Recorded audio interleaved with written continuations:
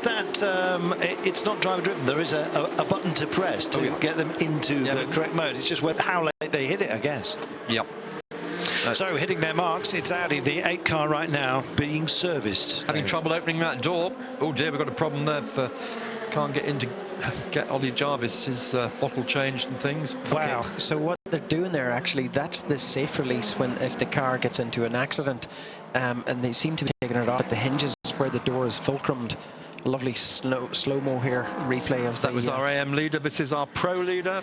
Well, we're going to art, and what we want is info, and we'd like to see the 8 car, to be honest, just out of a view of our commentary position at the moment. You're live here at Le Mans with Eurosport, of course. Mark Cole, myself, Carlton Kirby, and of course Damon Faulkner on air with you for the time being. We've got Sam Hancock, of course, Jeremy Shaw and Martin Haven, along with Sir Neville of Hay, who'll be in this evening. Unfortunately, can't get this man out. Have they got the driver change? Got the door open, they've done it, but that's cost them time they couldn't really afford. Well, there we are, shakes of heads. And back out. That's what comes of putting child-proof locks on Audis. Well, so somebody didn't press the red button. That's how they opened that. They opened that from the hinges down, so there's a quick release there if the car is involved in an accident. Here's some Porsche team radio. Right. Track limits, exit Porsche, Echo 25 and box button, fuel low, copy mark, box now, fuel only. It's the car 22, apparently, or is it position 22? That's car 1. I beg your pardon. We were hearing from Mark Webber, being told that's your final warning, so don't do it again, but he's been told to come in anyway, so... There we are. Well, it will be even more so if he gets any kind of penalty. We'll see. Those warnings are worth heeding, Mark. Yeah, and it's still maximum attack, Damien, the whole way into the pits, isn't it? Well, of course it is, and we're just going to see him right now in front of our booth. But you can see there, Mark's a wily old fox. He slows it down. He's not going to take a chance and get a penalty for speeding. The line is completely in our eyesight right across from us here, so we can get a good view to who's pushing the limits and who's not. And it's interesting, isn't it? This year, all the penalties that are going to be given for going off the track are at 33 again. That's in Porsche curves. Because you told us this morning, Damien, they've widened the track there, and people are now taking advantage of that. That's right. Yeah, it's a lot safer. So, especially if there's a lot of traffic, so people will just run wide to avoid a collision with another car. So a quick look around the car. The Michelin and Porsche guys just checking everything looks right. They're going to change tyres. They're not going to change Mark Webber. They're going to just refuel. Kobayashi into the lead with Mark Webber in the pits. Brief check and away he goes. So Kobayashi takes over at the head for Toyota. Anthony Davison in P4 at the moment in the 5 car, and here we are. This is the door problem. Had to take the door off entirely and be replaced. It was a slow stop and not what Audi need at all. So Ollie stays in the car, but what they need to do is refurbish everything, his drinks bottle, and just check things. And car 2 pit stop under investigation. Yes, indeed.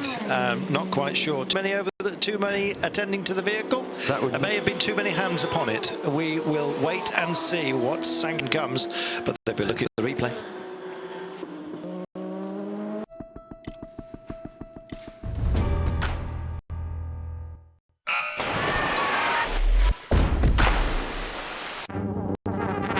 За каждой бутылкой Велкопоповицкий козел безалкогольное мастерство пивоваров, влюбленных в свое дело.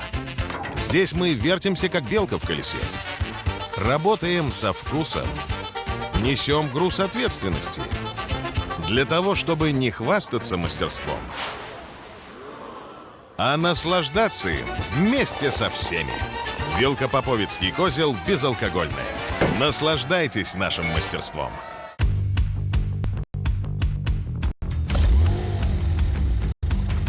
Звучит как спорткар. Дарит чувство спорткара. Маневренный, как спорткар. И герб на нем – свидетельство спорткара. Porsche Macan. Для тех, кто верит, что каждый автомобиль Porsche – это спорткар.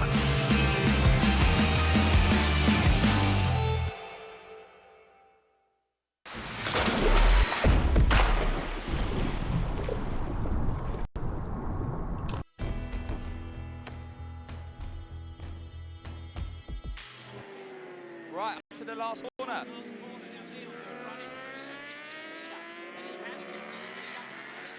Yeah, Chaz has made a mess of it. He's outbraked himself into final corner. The only mistake Chaz Davies has made all race, but Leon Haslam wins this race. What a ride from the Pocket Rocket. Oh, and he blocks the line there. Experience from Jonathan Ray. He doesn't have them through. It's going to be a race to the line, and keep an eye on the finish line, folks. We could have a finish. Oh, Leon Haslam around the outside. Here we go. It will be Jonathan Ray that just goes across the line to win the opening race. He's got to go to the inside line. He got past Tom Sykes. Can he hold the line? Solves. Jonathan got straight back inside. What a turn. What an exit by the Kawasaki. David going for the line inside him. It's a bike length in and across the line. Jonathan.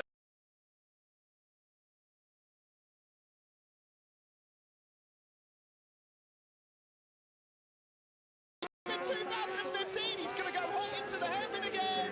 Try and tuck back underneath. Oh, they touch. They do touch. And Chaz Davies here, and Jonathan will race to the line. Who will get it? It's going to be close. It's going to be Chaz who just takes it. Oh, it was close, that move. It was close to the mark, but it's racing. Haslam's going to have to get in the slipstream. I'm not sure if he's going to have enough here to do it. Let's find out. Across the line we go. Haslam's got the slipstream. Across the line. It's going to be close. It's going to be Haslam. And he wins his first race since 2010. And I will guarantee you there will be tears of joy.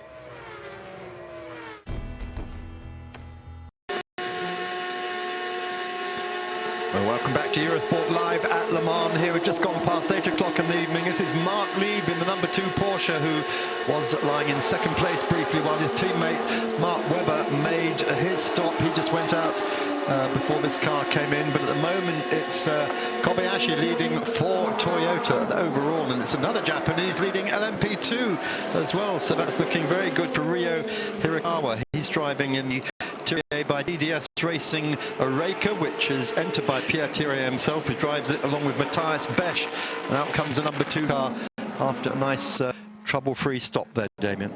Yeah, and just looking back to GTE Pro, it's a Ford 1-2-3 at the moment, with IndyCar's Scott Dixon sitting in 3rd position there. It's great to see Scotty Dixon actually just thriving and doing such a good job. He's entertained us for so many years. I know he's one of Jeremy Shaw's pet drivers. Is that fair to say? Jeremy's kind of nodding. Yeah, that's good.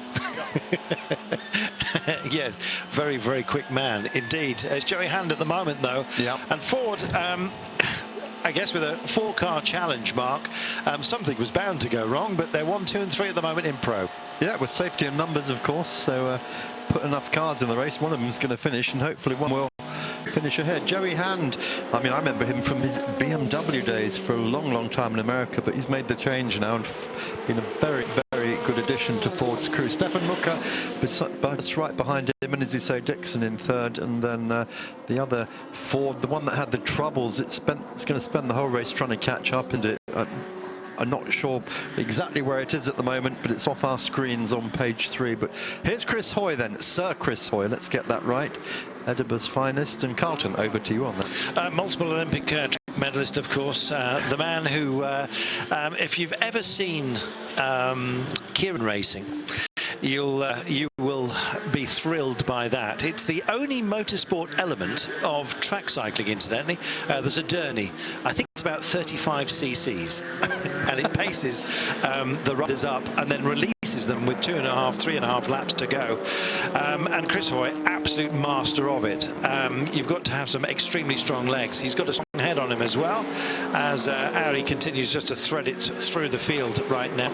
Just looking at the 7 car, that's Marcel Fassler, by the way, running in 14th place after difficulty earlier on today. Anyway, Chris Hoy is back out and on track, having managed to get some night laps in. Of course, he's turned his attention to motorsport and is prepared to take advantage advice from just about anywhere he can get it, and he's using that advice brilliantly. This is a threading manoeuvre, I think it's fair to say. A bit of dirty line, but honestly, any available Anthony Davidson will take, and he's up into third place at the moment. Yeah, and the reason he chose to do that is because that's where he has maximum boost out of the chicane. So that's where he has 1,000 brake horsepower, almost twice what everybody else in front of him had just there. Yes, Sebastian, things are looking really good for you guys at the moment. Anything you worry about? No, I mean, you know, it's obviously 18 hours to go or 19 hours to go, so things are looking pretty good. The car is quick. The guys have done a great job so far. Dirk took a great start, and then Joey has been putting on some really strong stints. He's going to triple stint this one, and then I'll hop in the car after that. But yeah, it's been pretty flawless so far. Your sister car had some problems. Have you guys talked about that as well? No, I mean, yeah, it's just a stupid little problem, you know. Just it wouldn't build pressure in the gearbox system, and so you couldn't ship. And they thought they had it fixed this morning, which was already there, and then they didn't, and you know they couldn't take the start of the race. So very disappointing for the 67 sister car, but it's still 3 standing strong. So hopefully, you know, we'll keep it that way. Thank you very much, Sebastian. Thank you. Thank you, Sebastian, and indeed Simon, who's asking the questions. 7 car doing a great job of moving back through the field, currently running in 14th place after some desperate troubles earlier on. Maybe they are behind them now. Sebastian Loeb, incidentally, was, I believe, I'll just ask Mark Cole in a few moments' time. Somebody asked whether the race had ever finished under the safety car, and I think the last time that it did, Sebastian Loeb, I believe, was on board the Peugeot and did not complete the final lap. Said he was waiting up to offer up his congratulations to the winning Audi team at the time. I have to repeat that for Mark Cole, who's just come back to us. Mark, quick question for you while you're away. Last time that the race finished under a safety car, was it Sebastian Bourdais, I beg your pardon, I think I said Loeb a few months ago, was it Sebastian Bourdais that was on board the Peugeot who held it back and didn't complete the final lap when the Audis won? Was that about 2012, something like that? Does that ring a bell? Can't remember. I'd need note of that question, Carl. Consult Oracle. He needs to open the library, essentially. Somebody will tell us. But yes, indeed, it has finished behind the safety car in the past. But let's hope not this time by. And it looks like we're going to be blessed with the weather. It apparently is going to stay fine for much of the rest of the race. Not that we're discounting showers entirely. What about Ford? They come here to celebrate those magnificent wins in the 60s. Every single one of the numbers that they are carrying represents a victory for GT40 back in the 60s. And you're looking at the 66 car at the moment. That's Stefan Mucker. Joey Hand and 68 is leading this class. And a bit of harrying going on as Mucker is asked to move to one side. Couldn't quite see who that was just going through one of the P2 cars, incidentally. But it's about next class. And here is the gentleman that we were all talking about a little bit earlier on. He is a quadruple amputee due to a rather vicious virus, and he is racing here. He's already done a stint for Sarthe, incidentally, and it looks like he's going to be coming back out. Specially adapted car it is, and he's just heading, he will be coming back out. He steers the car with an extension to his right arm, which is the least damaged of his limbs.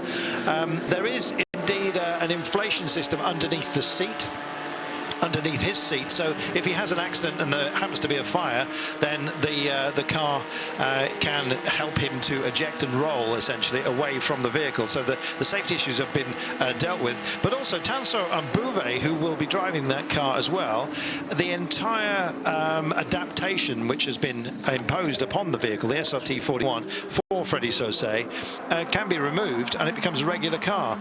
It's an amazing piece of engineering. There are a lot of companies that are involved to make this effort possible, and we salute them. It's Garage 56 essentially. It used to be 55, and the 56 Garage was kind of just tagged on the end, and it was for new technology, and the technology is eminently exchangeable, and that's what makes that vehicle so special, Mark.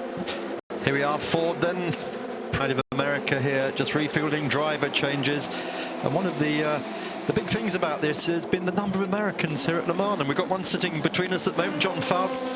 We're just going to come back to you in a moment. Yeah, we're just going to take ourselves a break, and then we'll be back with John and feast in a moment.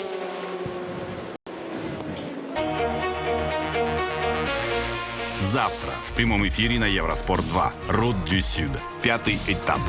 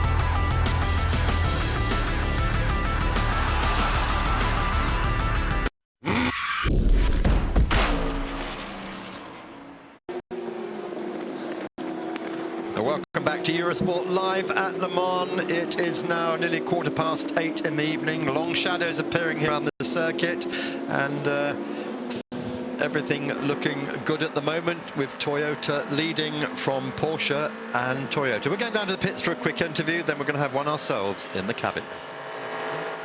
Hey, Lucas, give us a little insight. How would you rate the situation for you guys at the moment?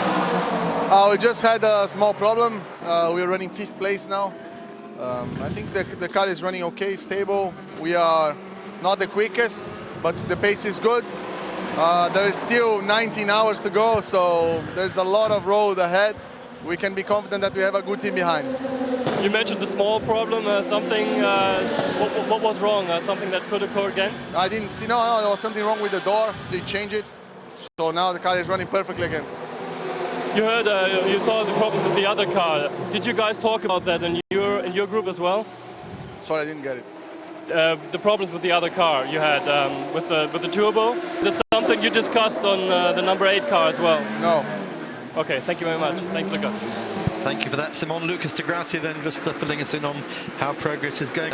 This morning before we came on air, sorry, Jeremy, just... Yeah, just one very quick note there. Kamui Kobayashi, who's leading a race right now in car number 6, has just turned his best lap of the race, a 3 minutes 21.831. as we see the number 57, that is a GTE AM Corvette, Mark Patterson, well, at the wheel and in the gravel. The old driver here, of course. Yes, indeed he is. Yeah, and an American, which is no reflection. Oh, it's South African, actually. Yeah, South African, yeah, sorry. It's American-based South African. South African. No reflection on our next guest. This morning, before we had the big race, we had the Road to Le Mans, which was a new thing. It's GT3 and LMP3. And finishing up on the podium, John Falb in the Graf Ligier. John, congratulations on that podium. Thanks, Mark. Who gave you the trophy, was it? Jackie Chan himself. Oh, if you'd won it, it'd been Brad Pitt, would it? Yeah. John, either one was great. John, you're well known. You're making a name for yourself in Europe anyway. ELMS series. But what did this mean to you today, being on the podium at Le Mans? In fact, even racing at Le Mans. Well, I mean, it was definitely a part of my decision making to go to the ELMS series. The fact that we had the organizers the Road to Le Mans race, giving the P3 cars and the GT3 cars the opportunity to race at the biggest race and the best racetrack, you know, in the world. So it was so much fun. I mean, I could just talk forever about the experience. I mean, and the fan base here is so excited, and in fact, many guys on our team were telling me stories about how they've been coming to this race, and Graf being a French-based team, have been coming to this race since they were young children, and so it was a dream of theirs to run in the Road to Le Mans, and even more so to have a car on the podium. It was a great experience. That's great. I mean, you must look around you, particularly in this race. Look at this. We've got 4 cars abreast. How exciting is that? But you look around you, see you've got all the Fords there, you've got IndyCar drivers, and you've got so many American privateers. Yeah, and that was our race leader there, Mark, forcing his way on the dirt. Did you get on this red gravel on the side of the road, San John? What does it feel like when you get on there? Well, or did you manage to steer clear of that? Oh, I've done both. The center of the road is quite nice, but that kind of reddish. It's more like bumpy gravel. Yes. Yeah, and it upsets the car quite a bit and kicks up a lot of gravel and dirt, and that's, I think, a good source of punctures as well. Absolutely, and that's exactly the point I was going to make, because that was our race leader who has just turned. I talked about it a few minutes ago. He set his best lap of the race. He's now the fastest lap of the race, a new fastest lap done, a 3 minutes 21.445, as we see number 31 car that is currently in the 7th position perhaps. Chris Cumming, the Canadian at the wheel of that car for Extreme Speed Motorsports. He had a spin there as well. So also dramas here all of a sudden, and we're seeing on the screen here, prepare for a slow zone at through the. Here he comes. Well, he comes in the corner, finds 2 slow cars in front of him, doesn't he? Yeah, and then seems to panic a bit, doesn't he, really? Wow. So that was going to be a slow zone. So we're now going to see much slower lap times now for at least a lap or so, while that car hopefully can resume and get back on track. You can see the cars coming through very, very slowly in the background at just 80 kilometers an hour. He's either struggling to fire it up or find reverse. It's a Ligier, of course, which you drive, but you drive the MP3 version. Yep, yeah, it's been a solid car. I tell you, a lot of people had their doubts about the P3 program, but that is a real race car. We've had several pros on the team testing with us, and Sean Rahal, who I race in the ELMS with. You know, we can't say good things about that car. It's been great, and in fact, we got a little sneak peek at the Ligier P2 car, which, you know, a taste of Le Mans, a taste of the podium, and a taste of a P2 Ligier in the 2017 configuration has got me thinking a lot. Race leader pits just while you're saying that. In comes Kobayashi-san, having just set, as Jeremy said, the fastest lap of the race so far, 3:21.4. That's impressive. A bit quicker than you guys this morning. But have you've seen a sneak preview of the LMP2? Have you actually driven an LMP2? Tested it, or? Not a current P2, no. Right. The closest is the FLM09. So, John, just tell us something about your background in the States. Obviously, Jeremy knows you well from the States. Your racing there has all been in GT, or? No, mainly prototypes. In fact, in my early 20s, I road raced motorcycles through California, and that's kind of where I got most of my racing experience. Respect. In early days. At some point, I decided I should probably take a break from that if I wanted to maintain my good track record of health and lack of hospital stays. But yeah, I got started really in prototypes in the Radical, and I did that for a couple years.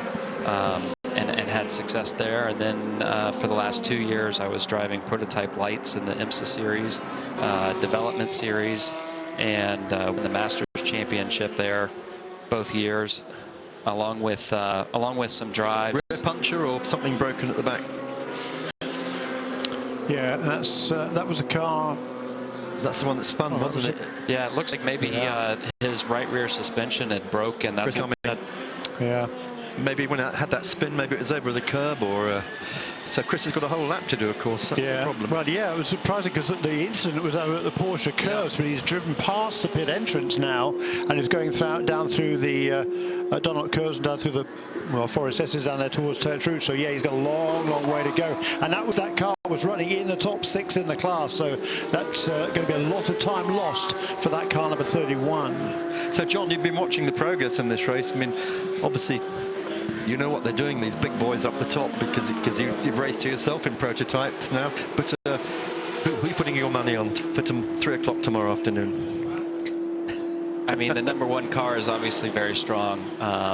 If you'd asked me before the race started, that's where I put my money. So living in Las Vegas, you can't make your bets necessarily after the green flag drops, but that's my guess. So do you have commute here from Las Vegas every time you're racing in Europe? Yep, that's right. There's a direct flight from Las Vegas to Heathrow, so I appreciate that one. Take a nice nap on the way over, a late night flight, and then wake up, have a couple cups of coffee, and try to go back to sleep.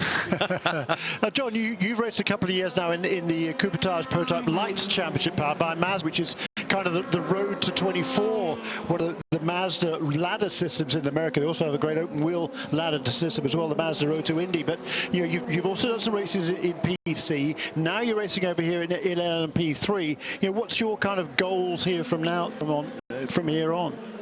Yeah, I mean, we've been talking a lot about that the last couple of days, given all of the drivers and teams that are here.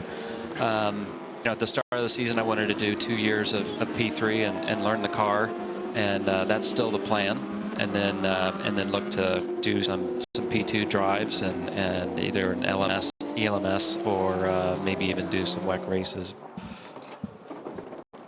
So in comes then just missed about what's coming in. Oh, this is the Frederic Saussay car. This is the quadruplegic driver just going out. In fact, Jeremy talking about him before the last break. This really has been a story, hasn't it? A guy who's got no legs, no arms, and when he did his 6 laps the other night, they were all back on 4 minutes, which was his target. Yeah, Frederic he's unbelievable. He joined us in ELMS for the first 2 rounds. And he's just done a fantastic job. It's unbelievable to watch them put him in the car, and he's done a fantastic job. Hey, thank you so much for joining us tonight, and all the best for the rest of your ELMS campaign. And again, congratulations on the podium today. Thank you very much. Cheers. A nice trophy to take home from Le Mans.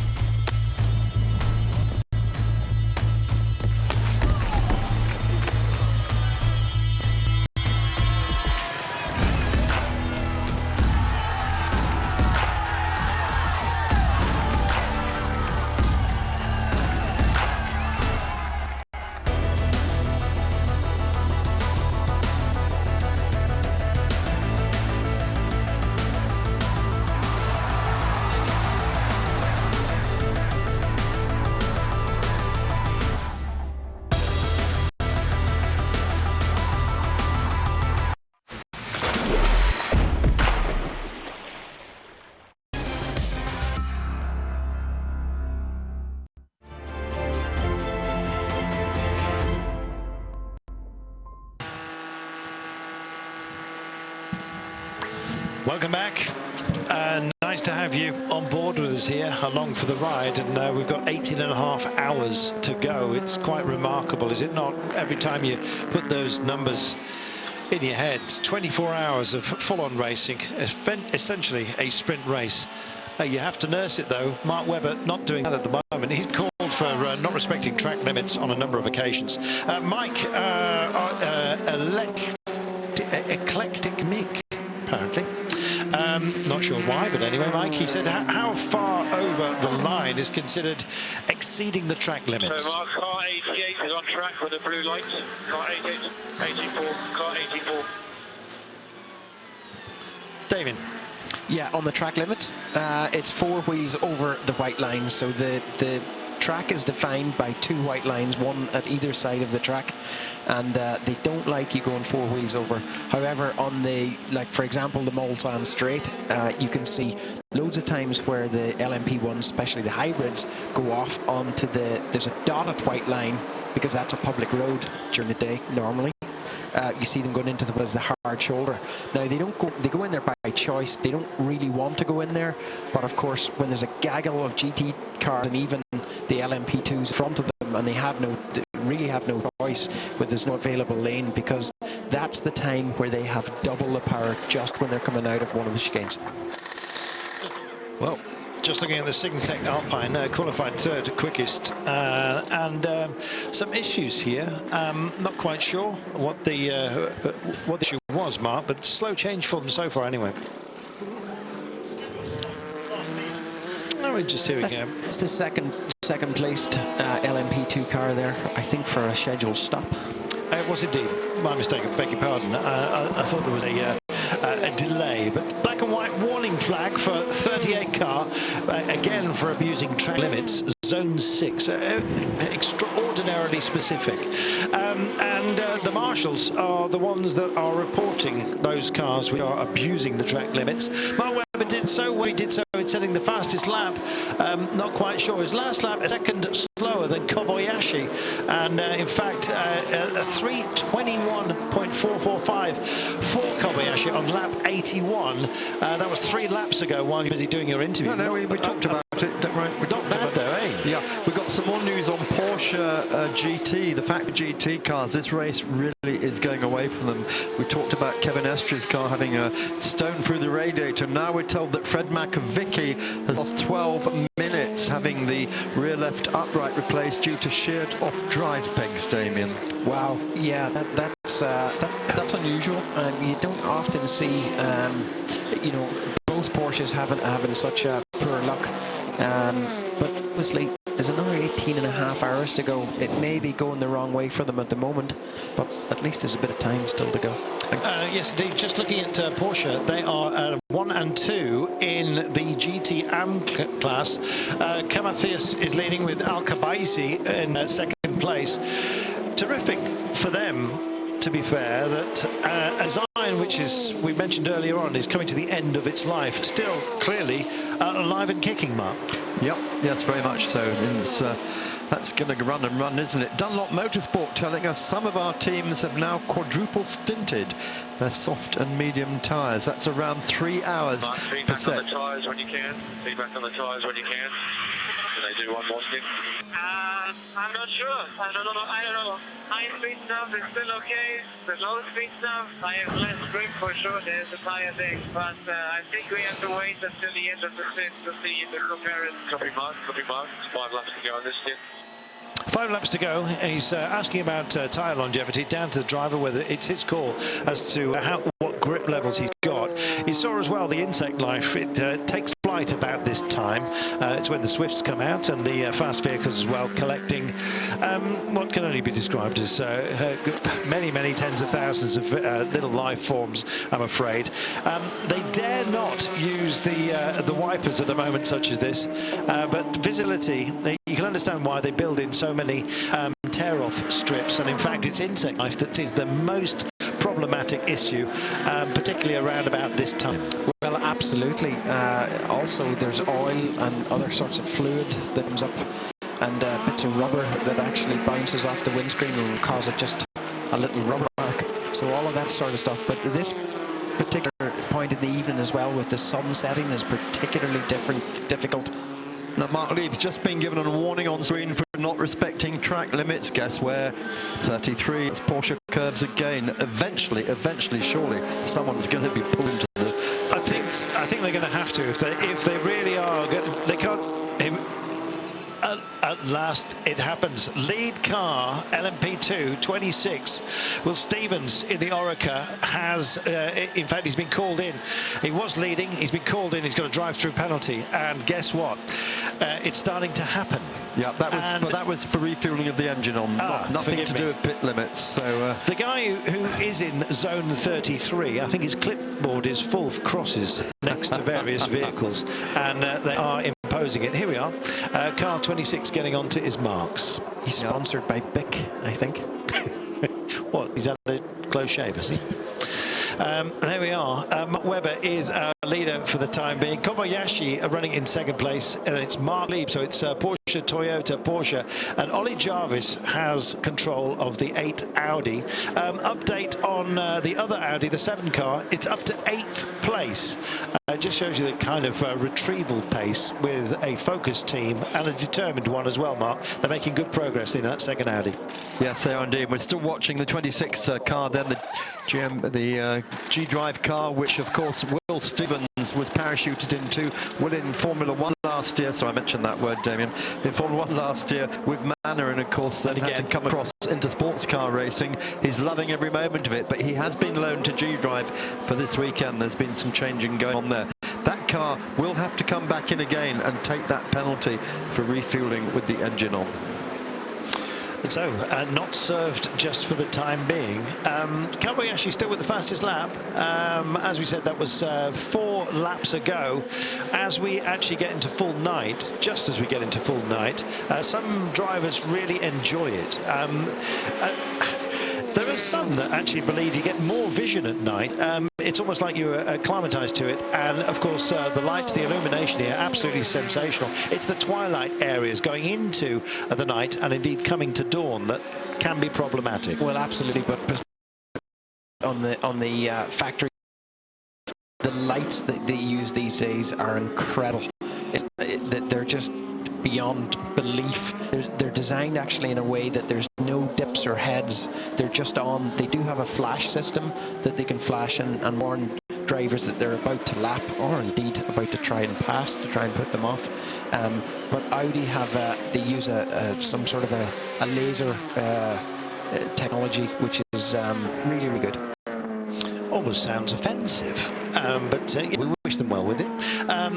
Ford leading the Pro class with Hand and Mucker 1 and 2 at the moment. Malajali all over his... Just having a look further down the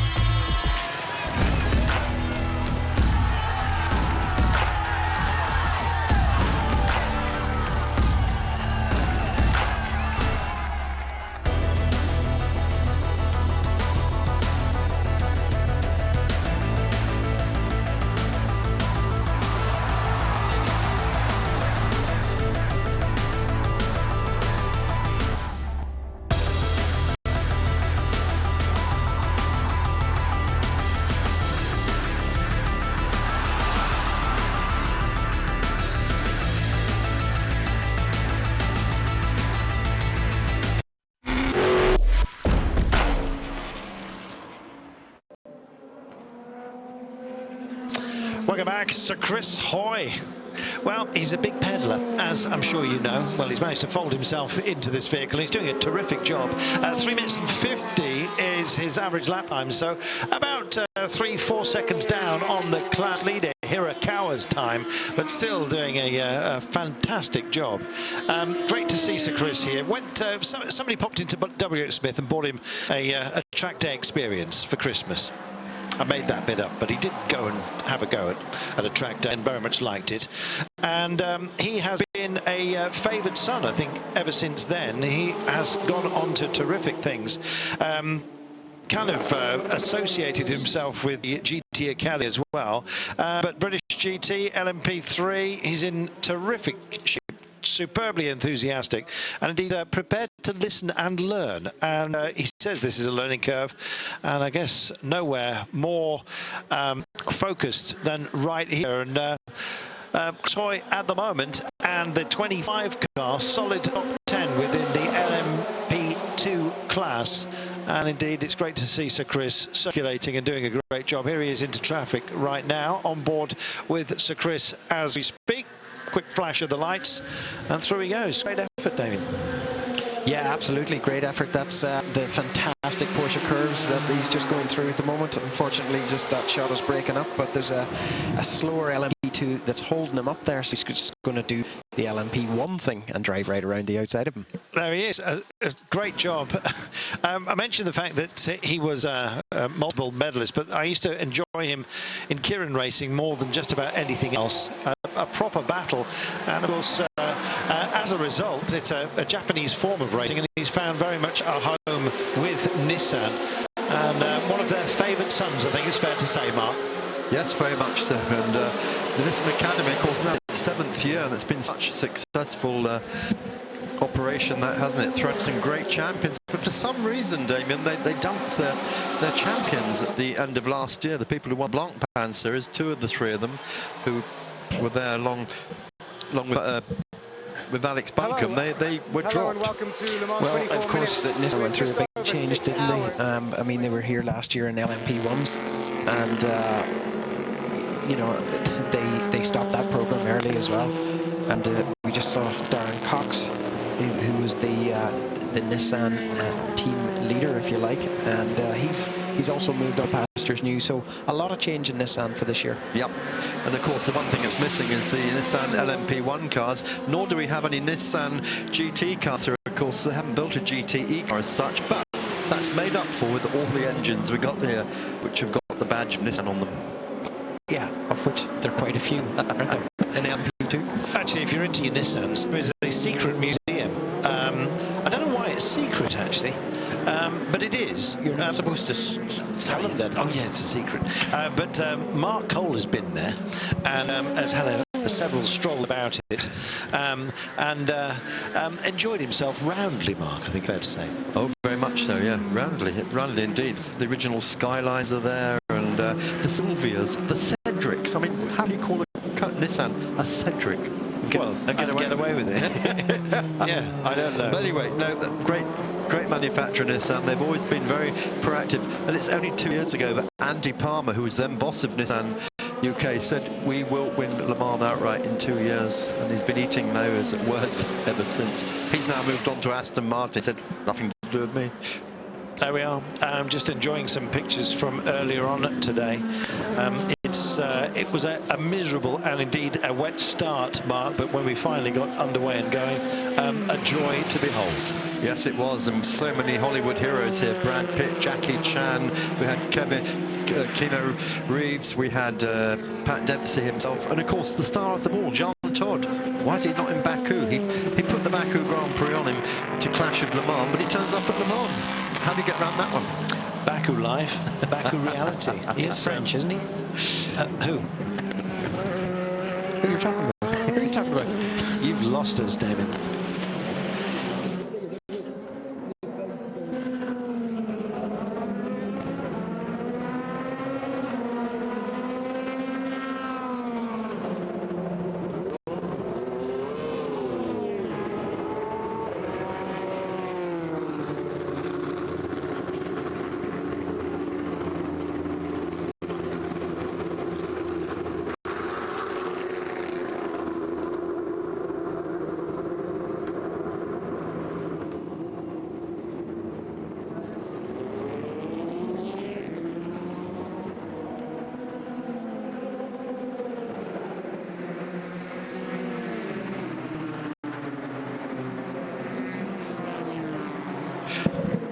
So service for Audi. That's the Jarvis car back in the pits then again. Number 8 car running currently in 5th position. Best placed of the Audis, but Marcel Fassler has now moved that number 7 car up to 7th overall, Damien. So that problem they had earlier on today with the turbo failure and change, although it cost them quite a few laps. Yeah, there's, what are these, 6 laps and change behind. They've actually come up through the whole of the GT and the LMP2 field, and they're now sitting at the back of the top 7 LMP1s. And that's a good example, isn't it? The difference, the gulf, if you like, in performance between LMP2s, the GTs and the LMP1s, of course. There's a huge, you know, they have twice the horsepower with the hybrid systems. They have a lot more huge performance advantage, if you like. So 88 laps completed now. Here at Le Mans we are 8:45 at night here in France. We've still got a good hour and a half of daylight to go before it gets properly dark, provided the cloud doesn't come back over. And we're just picking up now with the That's Porsche the leader, there. Mark Webber. Yeah, the Mark Webber car, which is still leading the number 1 car, and he's just put 89 laps behind him. Kobayashi-san for Toyota in 2nd. Mark Lieb for Porsche in 3rd. Just leaving the pits now, Luca Di Grassi in the Audi taking over from Ollie Jarvis, and Matteo Tuscia, who is the youngest driver here this year, 19 years old, and he is 2nd overall in the World Drivers' Championship in the Rebellion. Driver change going on at the moment. Somebody asking what these purple lights are on the interior. Is it just illumination, as simple as that?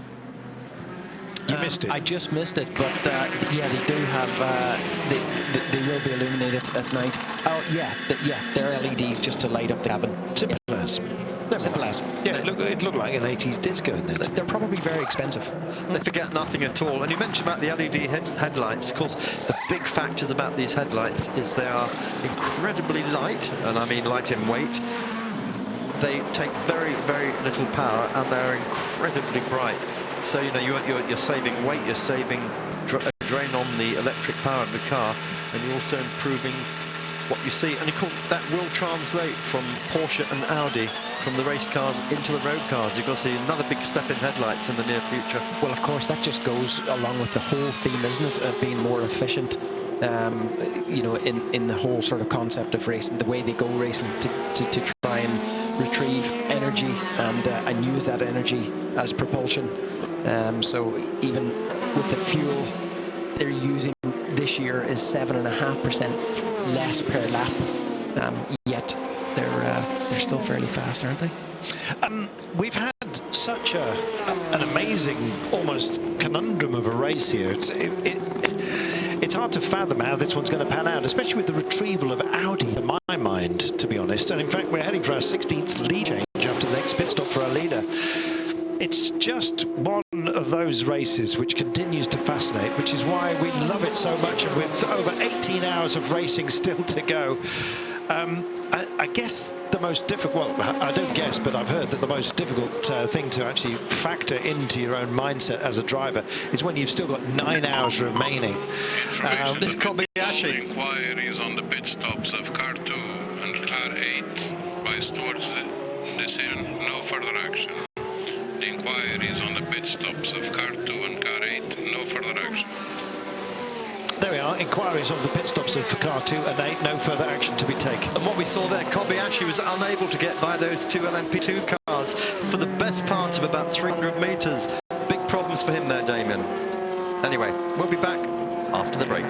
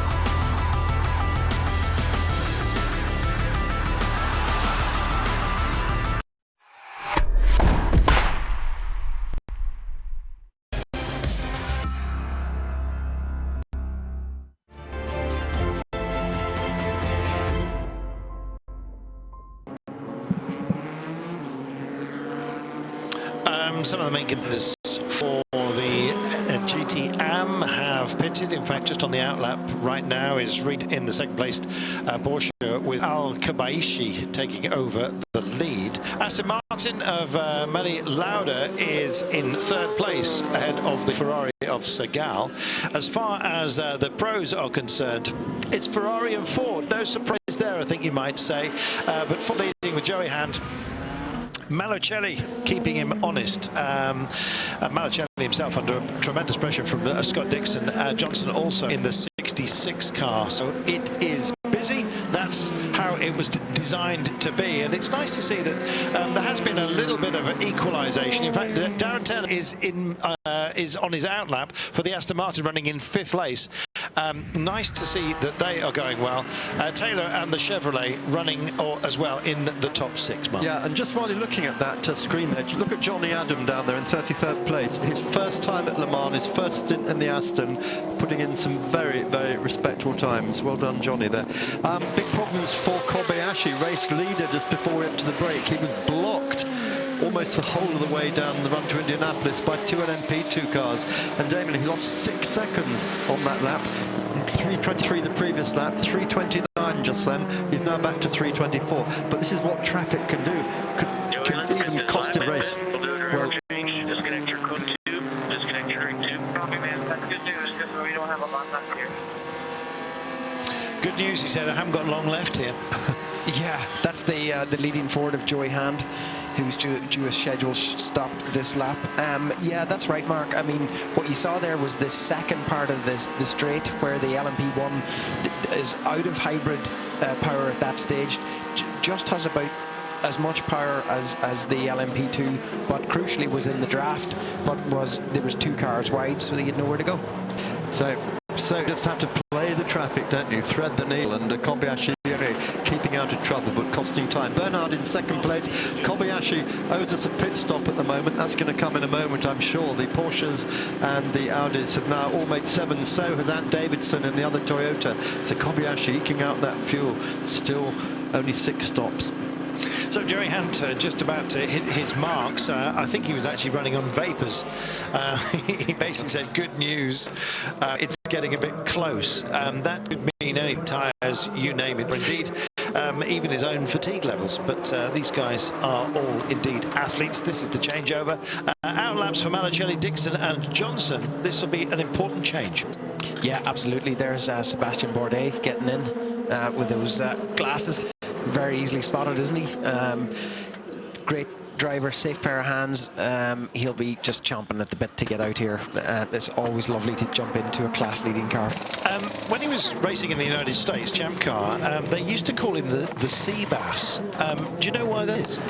Because apparently, when he won his first race, he came back and said, I am the bass. And they all fell about laughing. You're a sea bass? And it stuck. That was his nickname. He did win about 400 races, didn't he? No, he didn't mean he was the boss. But anyway, so sea bass is about to swim on. And of course, still winning races in IndyCar. Then Ford just going out then as one of the Corvettes comes in ahead of it. Yeah, just briefly held up there by that Corvette. Is the sea bass? That's Jordan Taylor has just arrived there. And of course, they had that win in Detroit a couple of weeks ago in the Weather Shield Series. Nice to get an exterior shot of young Sebastian on his outlap here, but I'm sure we'll be provided with one fairly soon. So at home here, Carlton. He's born here in Le Mans. His father Patrick raced here at Le Mans. Sebastian is, if you cut through his arm, you'll find it's like rock. It says, yeah, Le Mans Riette, yeah, eat me now. So you could just see a nice onboard shot of him there looking down at the dash, and what he was probably doing there is doing something like changing the page on the dash to his preferred page, because there's many different pages and different drivers prefer different pages, but also he'll be crucially asked to, as he runs wide at Tête Rouge there, you're never wanting to do that too often.